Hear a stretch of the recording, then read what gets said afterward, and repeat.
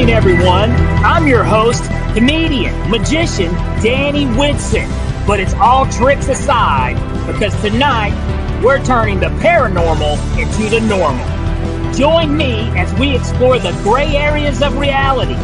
We're going to talk all things paranormal, UFOs, ghosts, cryptids, and aliens, and see how it's all connected.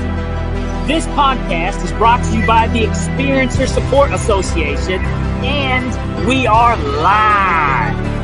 So if you're an experiencer yourself, or you're just plain nosy, be sure to send me your question and subscribe to the podcast.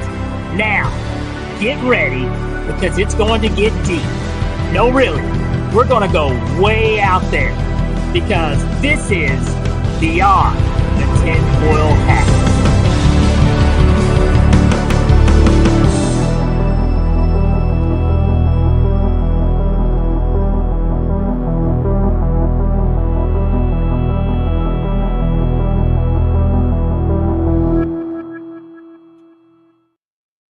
What's happening, paranormal junkies? Welcome to Beyond the Tinfoil Hat, and I'm your host, comedian magician Danny Whitson, and we are broadcasting live from the United Public Radio Network, the UFO Paranormal Radio Network at 105.3 FM on the Gulf Coast and 107.7 in New Orleans. Guys, we got a fantastic show this evening for you. You definitely don't want to miss it. Get your questions ready, because we got a heck of a guest tonight. She is a medium that has been hearing spirits since the age of 4 and reading the public for the last 20 years. Let's get a big warm welcome for Miss Carolina.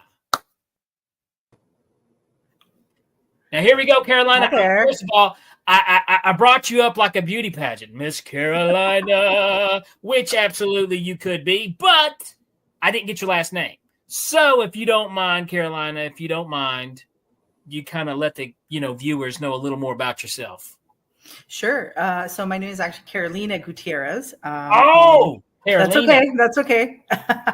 And I am a working medium. I do the work full time. I have been reading the public since I was 24, and I've been hearing spirits since I was 4. And this is my calling. This is what I've been brought here to do. And I'm excited to discuss all things beyond the tinfoil hat with you. Awesome. Well, first of all, thank you for clearing up my idiocracy of names. That's Carolina is actually a really cooler name. But this is something that, I am very interested in. I've always because first of all, I'm a big believer. I've had, loved ones that have passed, and I feel like still communicate with me, if you keep your ears and eyes open. So this is something that I really strongly do support and believe in. But now you said this has started happening when you were 4 years old, which is very, very young. Can you tell us about that first experience that you remember? So I'm a psychic medium, so it's not just communicating with the dead. But that first experience when I was 4, please, I can't stress this enough. I did not understand that was what was happening. Of course, when I was 4 years old. But I remember very clearly where we lived. It was a boring Sunday afternoon. There was nothing to watch on television, and you'd watch whatever infomercials, the selling of houses. I live right in Toronto, so we get a lot of like Buffalo television. So it was like seeing Buffalo houses for sale and, this stuff. And there was this show that came on talking about something called therapeutic touch. And it was about hovering your hand over stuff and like plants and people that were sick. And I just remember my eyes were just like wide with fascination of like, what is this? This is so interesting. And I remember as I'm watching, and I'm going to guess that it was maybe 15 minutes. I don't know, right? It's just such a long time ago. But I remember while I'm listening to it, I started like hovering over the plant, my mom's plant in the right there in the living room. And then at the end, they came on, they said, but no one should do this. You have to be specially trained, and, all the fear mongering that can come along with some of this stuff and gatekeeping. And so I remember, I can't do this, right? And I remember pulling my hand away. And I distinctly remember this voice, separate and apart, that I had never heard, in my head saying, keep doing it, keep trying, go. And I was it was the first time where I was like, what is this? Like, I had enough awareness to be like, that is not coming from anywhere here in the house. That is not, like, that is something else, right? And it just stayed like that. And over the years, what happened was that voice, with conditioning and with, life experience and school and, all of the stuff that kind of molds us, it really morphed into my own inner voice, what I thought was the voice of my own thoughts. And it wasn't until I was, and I had some odd instances where it was like, whoa, that was a lucky guess. How did I know that? But I never really put the two and two together. And it wasn't until I was in my early 20s and I was doing a workshop, and there was a medium in the workshop, and we all went to lunch, and the medium came with us, and we were getting mini readings. And she comes to me, and I had never done that before. And she comes to me and she says, my God, you're more intuitive than I am. You need to be doing this for a living. And I was like, what? And she goes, all those stories, all those odd kind of narratives that you have running in your head, when you meet somebody, you need to listen to those, because that's spirit talking to you. And I was like, what? And so it was very much a turning point in my life, because all of a sudden, a lot of things made sense that hadn't made sense for a long time. And I remember coming home from that, kind of sitting in my living room and just kind of sitting in the energy of that. And my guide stepped up, and they're like, great, now you understand what this is. Let's get to work. And my life has never been the same since then. So you said your guide. So is that like the voice? Yeah, the guides that I work with, that we all have, whether we recognize that we have them or not. My gift is that, my strongest gift is that I can hear them. And so it was kind of like, oh, great, now you're paying attention. You recognize that this isn't your own thoughts. Somebody's given you the perspective that you need to fully start to embrace this. So listen up, because we got stuff to do. And see, that's so interesting, because I mean, I guess it's, do you think everybody is it like an inner monologue kind of thing that it's not like that for everyone. Absolutely not. I teach intuition development, so I recognize that there are so many different styles of how this shows up in people's lives. It's not the same, but it is an experience that I believe every human being shares, is that ability to have that internal GPS working and guiding you towards your purpose here in life. So some of us, not everybody hears it. Not everybody hears it as young as I do. Some of us feel it. Some of us just have this knowing. Some of us smell things. Some of us get just kind of images that flash, or you get kind of a hybrid of things, or an odd combination. So, a lot of people call these the clairs, the different kind of ways that they show up, clairaudience, clairvoyance, things like that. I don't even think that's appropriate to kind of categorize it, because in my 20 years, I've met so many different people that experience this, and this awareness and this knowing in so many different ways. It's really a matter of you learning what your own, I call it your intuition language. How is your intuition speaking to you every day? How do you learn to trust it? Because like a lot of people who, people have that and they never listen to it. They never trust it. And you think back, whoa, or when that moment happens, and you're like, I was thinking of that, but yeah. What, how did you get brave enough? Let's say that. What made you brave enough to start trusting your intuition? So, I have experiences that color my past that were evidence enough for me to recognize that when I trusted it, things were really interesting or really good, right? So for example, I remember I used to waitress in high school, and I went up to this group, and it was a big group. I think it was like 15 people. And the guy says to me immediately, like as soon as I got to the table, he's like, if you guess my sign, a big tip's in it for you. And I was like exhausted. Like I had, waitressing is not an easy job, Oh, even no. for when you're like young and full of energy, right? And I was like, what? I just said the first thing that popped in my head, because I'm like, let's rush this along because I got other tables to do. And I said the right thing, and the entire table just hushed in silence. And the guy was kind of pale, because I think one of them was like a statistician. So they're like, the probability of this, and they were like, how did you guess that? And then somebody's like, you prepared, like they were all kind of like, are you? And I was like, I'll be back. Let me go when you're ready to order. I didn't really pay attention to it. And then throughout the entire meal, they're like, do it again. And of course I couldn't do it, because I was now thinking about it, and I'm seeing my tip exponentially go up, right? Ding, ding. I had an agenda. Yeah. So, there was somebody that, I was a teenager in the 90s. So I had been introduced to somebody over the phone, and he had told me he'd be going to this festival. Never seen him in my life, didn't have a picture. There was no internet at the time. And it was a festival here in Toronto by the lake. It was about 10,000 people minimum. I picked him out of a crowd.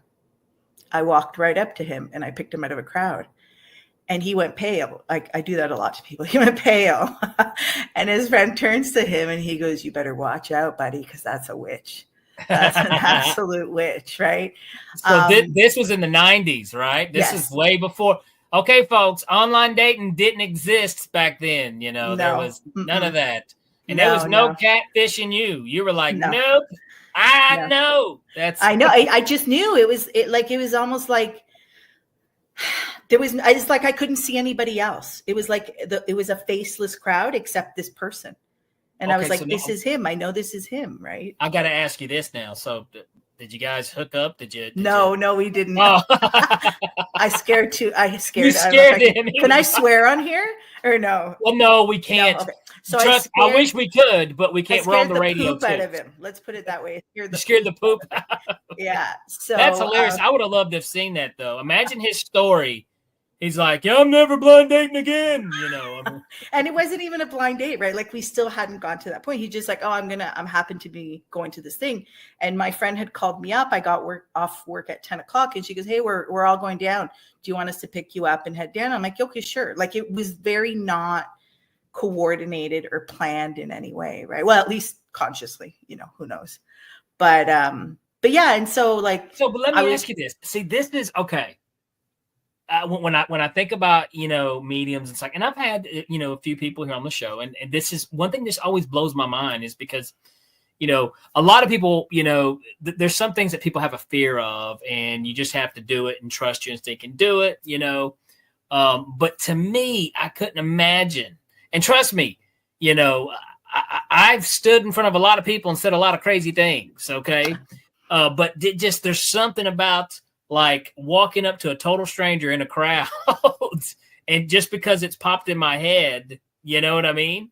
And trusting that and just going up and saying, Doug, and, totally being, But wrong. What could be wrong? Like, I don't know. I think actually that's a lot less scary to me than a crowd, because he'd be like, no, I'm not Doug. Oh, okay. Like, I guess nothing happens, right? It's like, I wasn't going to tell him why I thought it was him, or do you know what I'm saying? Like, I think, standing, like, I do group readings, and that's taken me a while to do. And that's much more nerve-wracking, I find. Do you do, okay. So you've done like crowd readings, like where you have, okay. Yes. So that's interesting. So you said you just don't talk to dead people. But I mean, what's your take on that? Like, remember, who was the guy that was very popular maybe 10, 20 years ago that did the John Edwards? John Edwards. The one that was on TV, yeah. Yeah. What's your opinion, if you don't mind me asking, about, that and what John Edwards, I mean, I don't know John. I've never met him. I don't know anything about him, really. You're preaching to the converted here, Danny. Like, I clearly believe, right? Like, I've made a living out of it, and I speak publicly on it. So my style is very similar to his when I do group readings, right? I don't go person by person. It's whoever kind of steps forward and where they're hanging out. But yeah, you know what? Listen, if this gift has taught me one thing, is that life can be magical. right? And the only thing that stops us from that, and magical in a very respectful way, not in a fantastical way, but magical in that what we've been taught about this world isn't necessarily true, and that there are really other things out there, other phenomenon that we might not understand, but it doesn't mean that we get to dismiss it, at least not in my world, right? I believe that. I grew up as a Star Trek fan. The entire franchise lifted me up and carried me through childhood, adolescence, and adulthood, because I firmly believe that that's a possibility, right? And I think that open-mindedness can expand to many different areas that people might consider alternative or fringe views. But I agree with you. I agree with you 100%. Let me do this. We'll pick right back up. But we got a fantastic question from Miss Julie Evans. Thank you so much, Julie, for coming back. We enjoyed you last week. But Julie's got a fantastic question here for you. How did you develop yourself or training on your basic skill? Okay, that's an awesome question, Julie. So I'm a bit unique in that my spirits taught me. So I really didn't go out and get training. I didn't look for this kind of to develop this. Like I said, that day I came home after talking to that medium, they're like, great. Literally, I could hear them go like this and be like, great, we got work to do. And bit by bit, it's been them try this, do that. So my gift is unique in that I can hear. Not everybody can hear, right? And so it's a little bit different as people work out how it shows up for them. But if I can give you a couple of tips, it'd be number one, you want to try out something really simple. So when I teach my intuition development course, and I have like what I call an intuition formula. Do this, this, and this, and then see what shows up for you. And we do it in class and we practice on each other and stuff. And one of the things that I say to people is never, ever start with asking that burning question that you've had your whole life, that your entire life is shaped around the answer and the circumstances of that question. That is an absolutely wrong question to start with, because you have so much riding on that question. There is so much static and baggage and trauma around that question. I don't care who you are, because that's just the way life is. Life is traumatic, and we have these events that shape us and mold us. So I always say what you want to start off with the most basic, mundane, simple stuff that it has almost no consequence, if none at all, to your life. So for example, if you're taking the dog for a walk and there's no cars visible, but you're about to come up to a section, ask, what color car am I going to see? Or is the driver of the person next to me, when they pass me, are they going to be male or female? Right? Now, there's a little bit more to that, but that's really kind of the basic questions that you can start to figure out. How does your team, your internal spiritual team, communicate with you? Right? You're starting to build that language. And, you know, I'm a big, I have told this story on the podcast before, but I always got to share this because, you know, when both my parents have passed, but when my mother, I mean, you know, it's okay. You know, it's life. It's the process. You know, I do miss them dearly, but here's the cool thing is they still talk to me. They're still around me. They're still, but I always tell this story. It seems like my mom is more, it seems like my mom communicates more than anything. And I always tell people, you know, to keep your eyes and ears open, you know, whenever you lose a parent or a loved one close to you, because they're still with you. They're still there. And this was the latest thing. And I always have to share this story real quick. I remember this was a few months back. Well, actually, it was back in February. I had woken up and I was having a rough day, you know, and I was kind of bummed. And the first song, I'll do this. A song that my mom would always sing to me back when I was a kid. It was one of our favorite little songs in the 80s. And you may remember is the old Don't Worry, Be Happy song. You know, absolutely. You know, I was a little kid and, you know, we'd sing it with each other, you know. But anyways, I woke up, was having a rough morning, and then I turned some music on, and that's the first song I hear. Okay.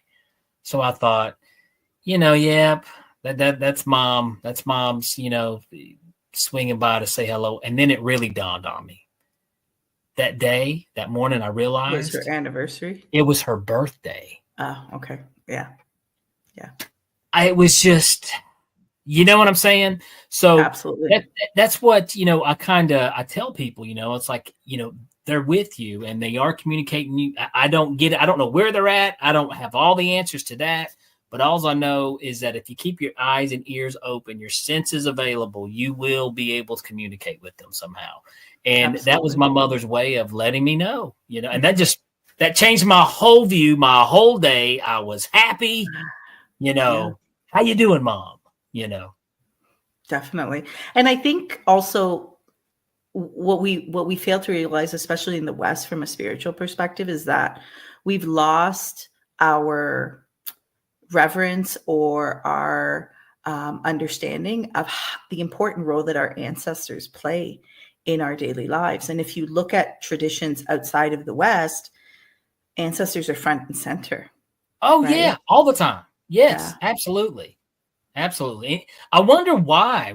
Why does, it's like we put them away, and who knows? And I was actually a guest on a podcast last night, and I brought this up, and this is one thing that really kind of blew my mind is I'm not a religious person, but I am a spiritual person now.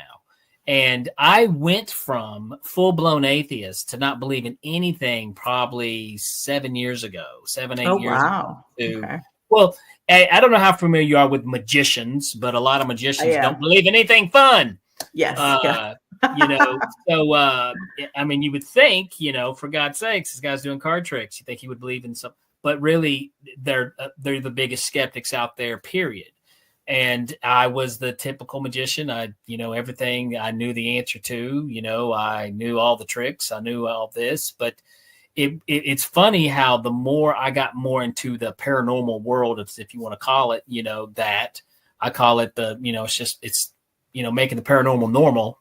Yeah. But the more I got involved in this, and is the more that I came around to, I don't belong to a certain religion, but I believe in God. I believe in these things. I believe in an afterlife, another, So is it okay if I ask you a question, even though this absolutely, because I think it's really important what you shared.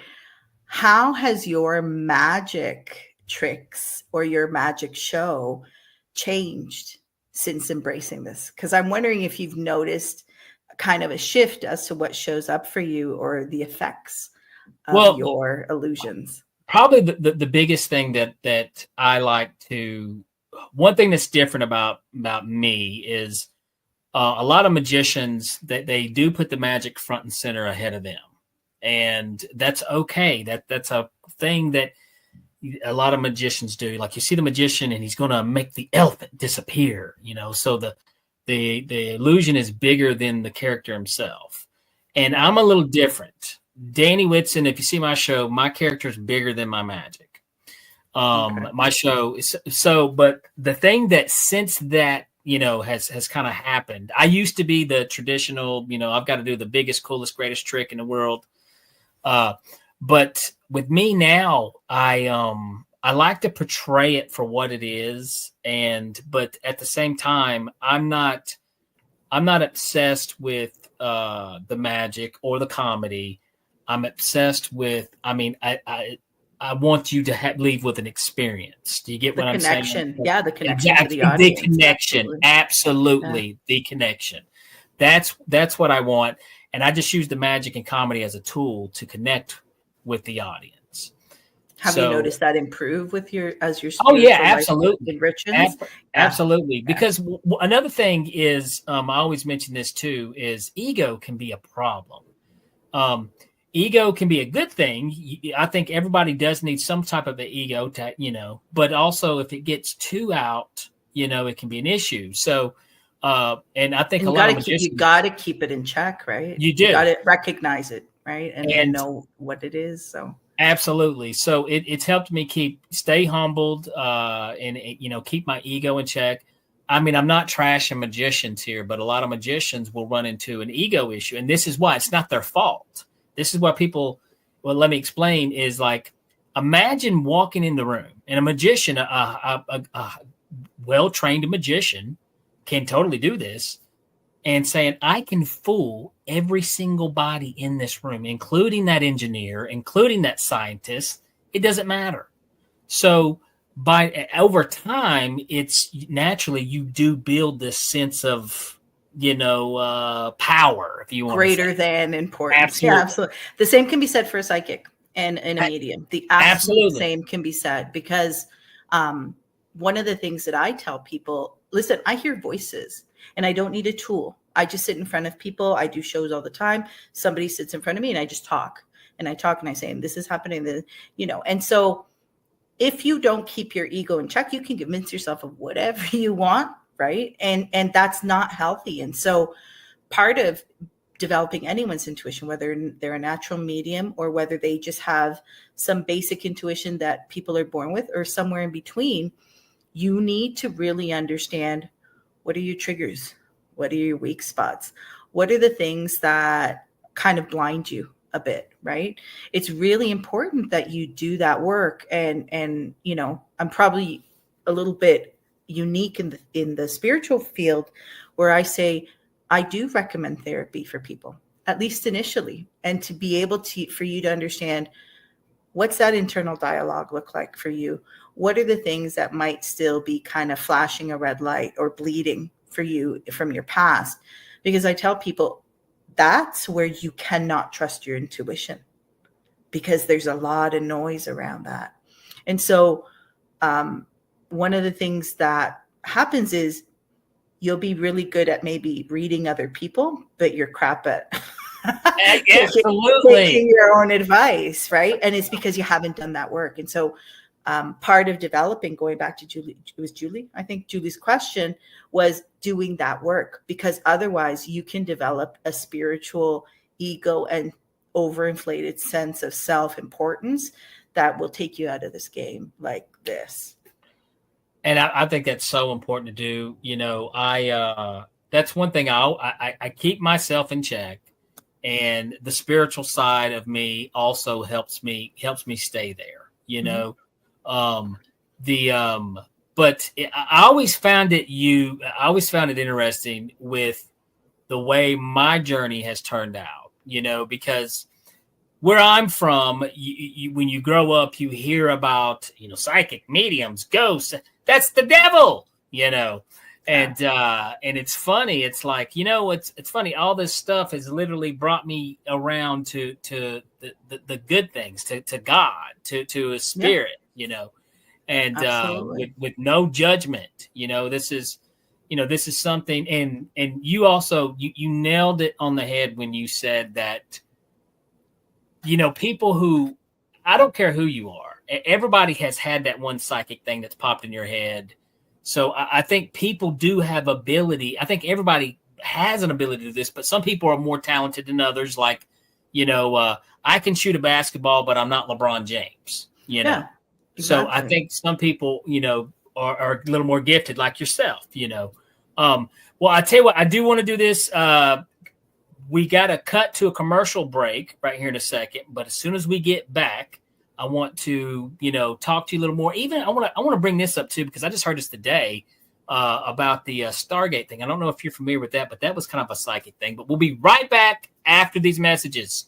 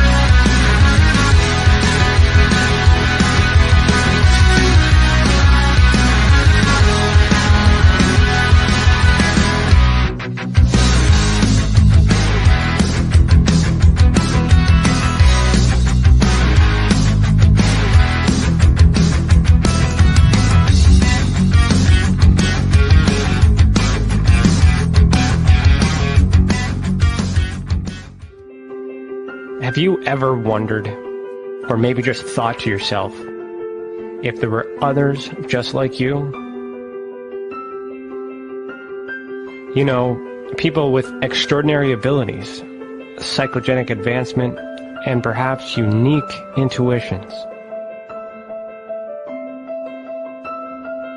Maybe you just wondered if there were other people who experienced unimaginable, unexplained, or even unusual and paranormal events. Are there people who have more questions, more fears than answers? Well, you're not alone. You've never been alone. We believe you. Sign up for EA today.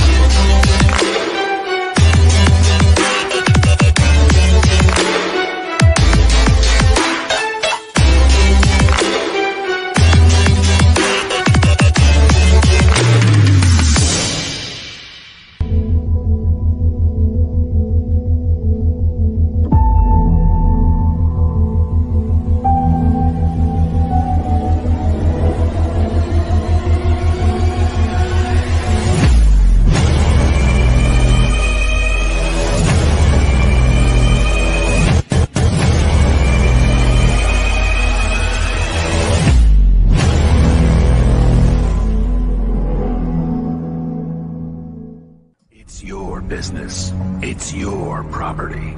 Your assets are worth protecting. Blacklight Investigative and Surveillance Services specializes in patrolling and inspecting residential or commercial property against fire, theft, vandalism, terrorism, and illegal activity. People and buildings are monitored to prevent crime. Keep your property, your people, and your assets safe from threat. Our elite staff are dual licensed private investigators and security guards. Blacklight Investigative and Surveillance Services. Go to blacklightiss.com.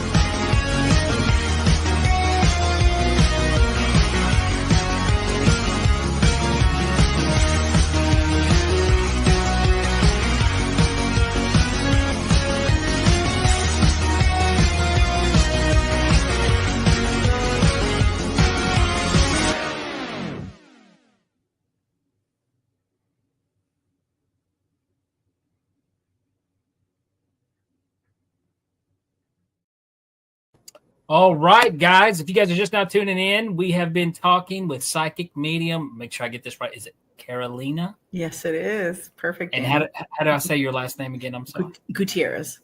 Gutierrez. Did I say it right or did I jack it up? Yes. No. Anyway, I just wanted to make sure I didn't miss it. But definitely, now, this is, I know I threw this right at you right before the break, so I want to make sure I can clear this up.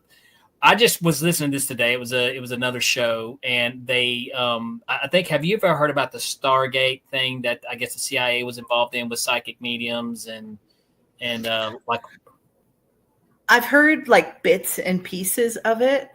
This is a really big world, right? This is a really big world, and this is a really big topic. And I always say to people, you know, when you enter the theme park that is this kind of alternative view, there's a lot of rides and there's a lot of cliques and there's a lot of places to go.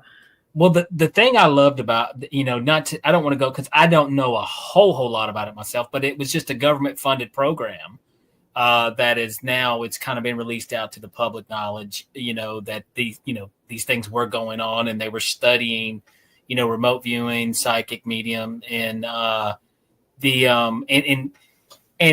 but it got shut down, apparently, from what I hear. It got shut down because this is the devil's work. It's bad. We're going to shut it down. While all our other people in the country, China, Soviet Union, were, you know, okay, well, we're going to keep studying it, you know. Right. So that tells me alone, like if anybody was to ever be a skeptic or anything attack kind of like this phenomenon, I mean, no, trust me, the government wouldn't be wasting its time on it if there wasn't something there. And they're still spending money on it to this day doing research. Now with you, you do this, I mean, for a living as well. Do you, I mean, you take appointments? Okay. Now, how long have you been doing it? I guess professionally, I guess that's what you want to call it. 20 years. So it's very, 20 years. Yes. Okay. Years. So I got to ask, what is some of the interesting things, because in a way it's kind of like a superpower, you know what I'm saying? So, I mean, have you ever heard like bad news? Have you gotten bad news? Absolutely. And now you have to understand the world. I think every psychic's worldview affects what they're open enough to see. Right. So you have people in this community that don't believe that evil exists, that bad things are. I was like, yeah, don't come see me. That's not me. That's not my worldview. And that's not what has been shown to me over and over again. So you're not going to sugarcoat everything. No, like I try and be as compassionate as possible. I'm also a licensed counselor here. I try and provide culturally appropriate mental health support and an area where people can trust that you have the training, but that you're open to this. So I'm unique in that, in the counselors, at least in my area. I think it's starting to improve. But definitely it's something that, again, I don't sugarcoat, but I'm compassionate in the delivery of the message. But understand that now I can't speak to everyone. I can only speak to how I work with my spirit team.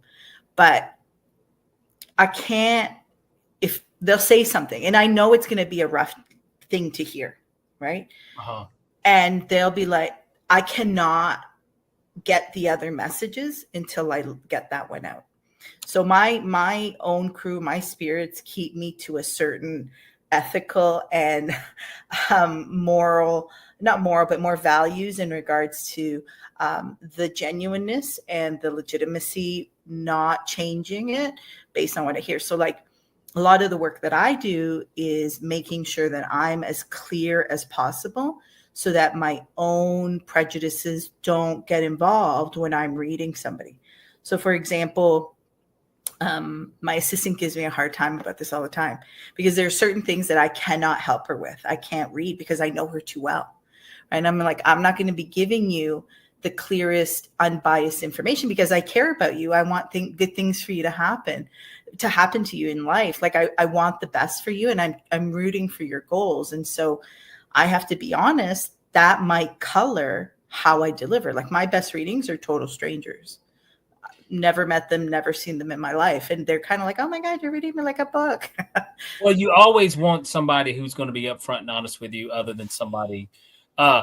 Let me do this real quick. Okay, this is a big moment because one of our favorite viewers, she's been absent for a little while. We're so excited to have her back here.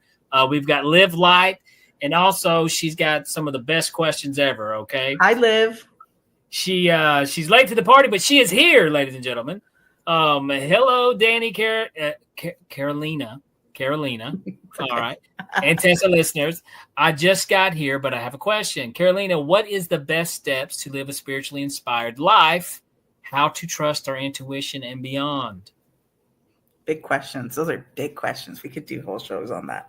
So a spiritually inspired life. Okay. So first off, I would say with that, I give in one of my bios, I tell people I lead an intuition-led life. So following those breadcrumbs, even if they don't make sense, even if right in the moment you're like, this is crazy, what am I doing? If everyone around you is saying, don't do it, but you know that those are the indications that you're getting, you trust that, number one. Number two is recognizing that a spirit-led life might not be what everybody thinks is normal, or might fit into what, everyday 9 to 5 living on this planet, right? It's different goals. It's different ways of finding happiness. It might be more time than it is money. And I'm not saying that you can't be rich. Please don't get me wrong, but it just shapes things a little bit differently.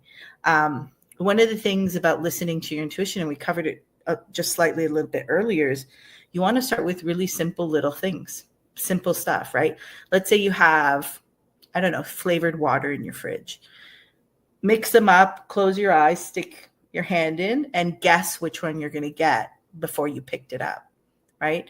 Ask your spirit team, which one am I going to get? Because a lot of people think it's like ESP and that you're reading, and that's a branch of this. But what I always say, the safest way to do this work, any work, whether you're reading others or not, is rely on your spirit team. They're handpicked. They walk with you. They've been with you since day one. Default to them instead of you trying to use your energy and kind of like magically read minds, because that's a different ability altogether, right? And so definitely start with little things. But the other thing too is recognize that, and this is the toughest one in this work, really. I've been speaking quite a bit about it lately. You might not like what you're going to hear from your intuition.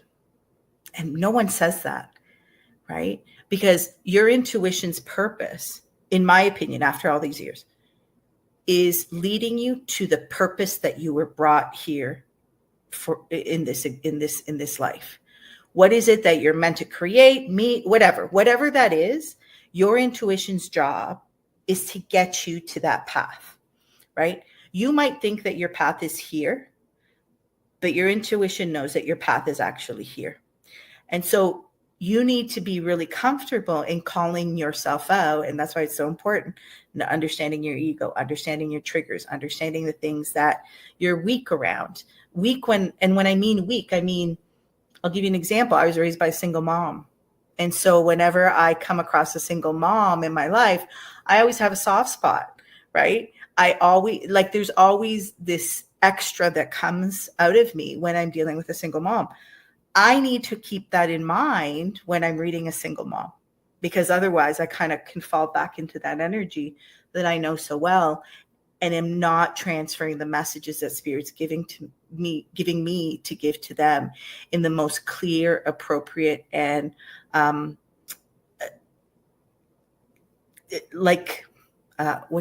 missing a word here.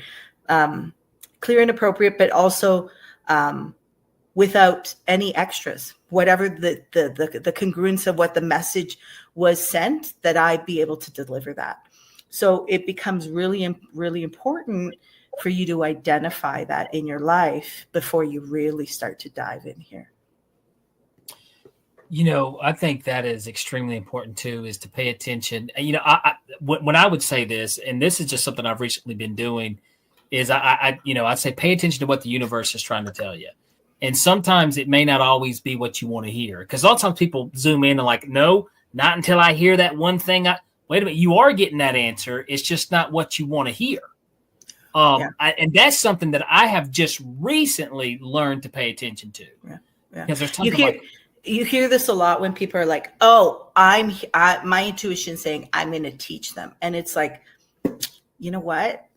The universe is very, very good at teaching people lessons, putting them in a corner, removing all other options that you're kind of forced to take this route and learn things, right? So when I start to hear that, and I'm not saying it's in all cases, like a parent is different, but when you hear that, I'm always like, oh, there's a little, our job is to walk and live in our truth.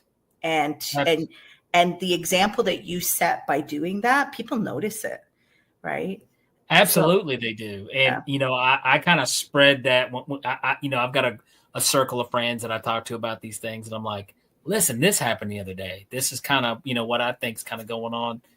Liv's got another question. This ties into doing shadow work, releasing the karmic and ego blocks. Absolutely. Yeah. It's really delving deep into that dark side of yourself, right? And I think, especially in the New Age community, we hear a lot of false positivity. And it's like, that meme where it's that little character that's sitting drinking coffee and the house is burning down, and he's saying, everything's okay. I'm fine.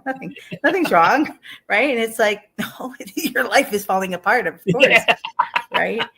Yeah. No, everything's wrong. It's bad. Everything is wrong. It's not. I think right now the United States could be doing that, drinking the coffee while everything is burning out. Everybody can relate. But, and to me, what I've tried to do, I've tried to listen to these things, and once again, ignore the ego, step back and be like, why am I seeing this? What's going on here? What do I need to do? Yeah. Even though this isn't, really my plan that I want to do it, but this is something I need to do. And then I've noticed by doing it, it's getting better. Yeah.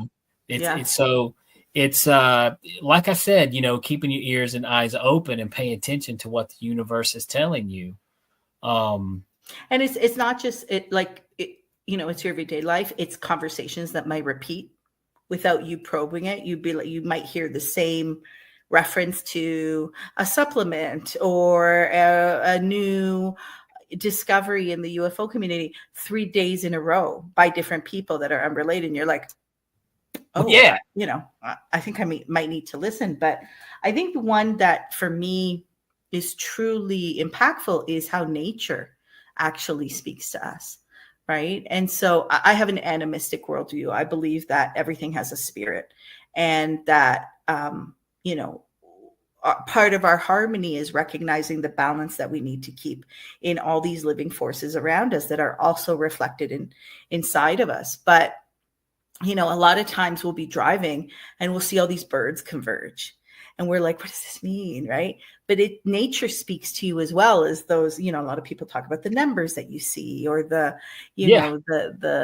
things that you dream about. But the universe is always talking to us all the time if we just be open enough to listen. Liv has another question. I've also found that spiritual sources have a sense of humor. Got to laugh at ourselves. Oh, yeah. Absolutely. 100%. Yeah. That's all I do is laugh at myself. I call the universe the most frustrating project manager I've ever met, because there's a clear order. There's a beautiful, odd, quirky order that's at play, but you never know the whole story. Right? No, well, I spend so much of my life doing that. I always find the funny. I'm looking at the funny, and I see these things, and I'm like, I just live for irony. You know what I mean? And the universe gives it to me and shows it to me so many times, and which is a blessing. I love that. It reminds me of Jim from The Office. Like I feel like I'm kind of always looking at the invisible camera that's not there, and I'm like, God, I'm laughing along with you, because that's all you got to do in this situation. There's no other, And that's another good thing with the ego is, there's a joke I always tell, whenever I do something, a magic trick, and people are like, well, how did you do it? And I'm like, well, I sold my soul to the devil. And they're like, what? And I'm like, yeah, he offered me $1 million, but I was like, no, I don't want $1 million. I want to do card tricks. And while you're at it, throw in some red hair and make me 5'6", will you? So that was the deal.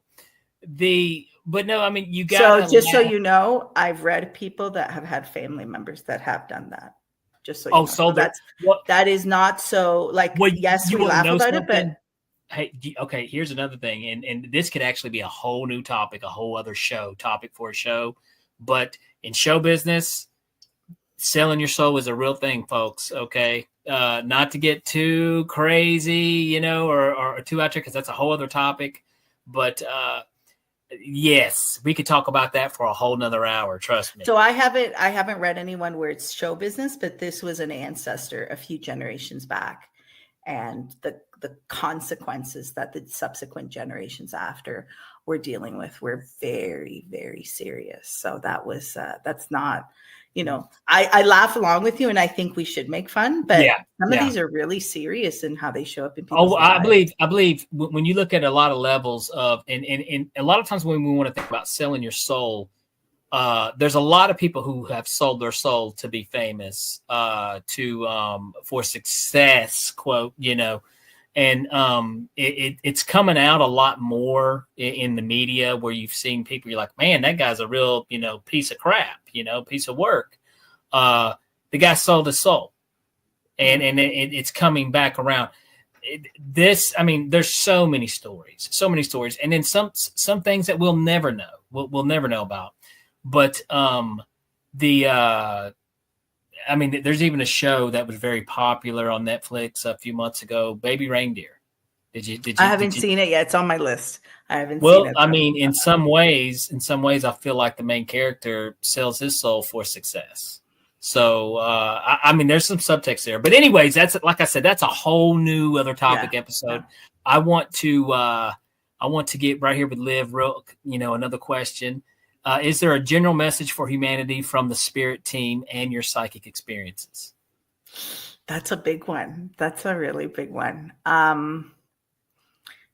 So I would say, from all the experiences of people that I've read and the stories that I've heard and I've been privy to kind of tapping into, I would say number one would be living in your truth, the importance of that, because as much as there is kind of a global timeline or timelines or kind of things that we as a collective and as a planet, we need to kind of go through and live through, we have our own that's really important and that we all play a role in, right? And so it's very, very important that we figure out what our purpose is here, right? And it's kind of like that old adage, you can't change how anybody else, the only thing that you can change is yourself. It really does tie into that spiritual and energetic purpose that you resonate with here on this planet. As a whole, that's a big statement, because I'm not one that tends to provide readings of like who's going to win the election, or mine are very personal, one-on-one, a lot of generational healing, a lot of kind of immediate stuff in people's lives. But as a whole, I think the further we get away from nature, and I don't mean that as in like I'm not here to discuss climate change or anything like that, but I mean, our ancestors were all animists. They all relied on nature for how they lived and what nature told them. And you would have people that, would go outside and they just glance at the moon and they could tell you what the weather was going to be like for the next few days or weeks. And we planted on those cycles. And so we've moved away so far from that we think that our chicken comes from the grocery store on a little styrofoam tray, right? Not realizing kind of how intrinsically we're connected and what that ecosystem looks like. So personally, I think that the more that we reach out to that, and listen, I'm not outdoorsy. I'll tell you that right now. Like, my idea of outdoorsy is a patio with a cool drink, right? But do I look to nature when I'm trying to figure something out? When I'm out for walks with my dogs and, I see the same animal kind of scurrying in front of me over and over again, I'm like, nature's trying to tell me something here, right? And so it's really a matter of becoming in tune with that and how that can affect your intuition in the long run.